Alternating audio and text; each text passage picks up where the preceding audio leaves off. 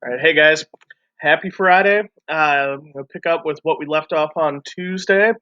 At the start of World War II, when all the European countries are starting to fight, the U.S. passed a number of bills, laws, acts, if you will, to kind of show where their allegiances lie.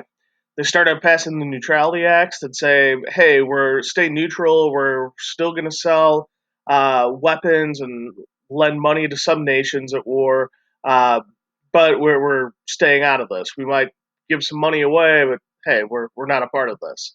Then the Lend Lease Act is passed in 41, and basically they could lend or even lease things like help out our friends, our allies. Roosevelt and Churchill meet secretly and sign the Atlantic Charter. Basically says we're going to uphold free trade and government. September 4th, German U-boat fires at a U.S. sub. So things are starting to turn. Like public opinion about Germany here in America is not very high.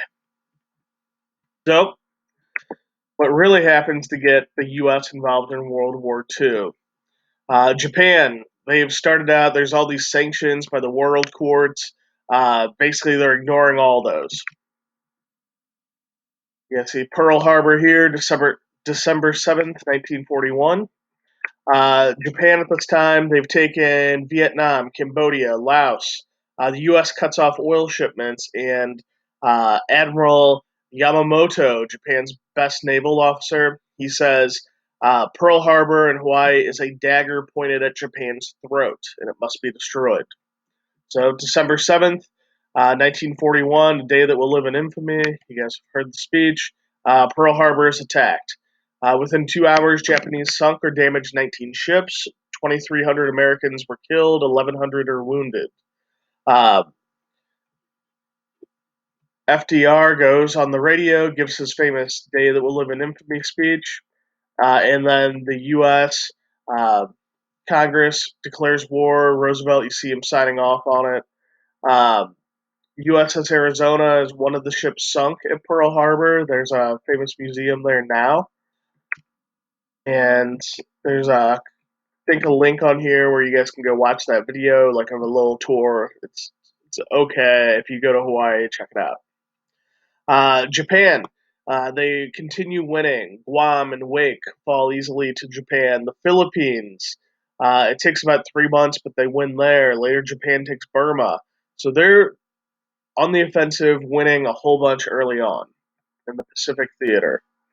In the Philippines, the U.S. surrenders. This leads to the Bataan Death March, um, forced march of more than 70,000 prisoners to go 50 miles in the heat. About 16,000 people die on this.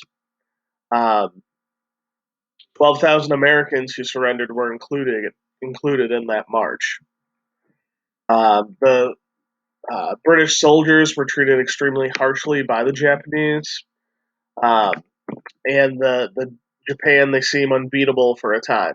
The U.S. wants revenge, and Colonel Doolittle is the guy that's going to lead this bombing raid that's going to make it possible.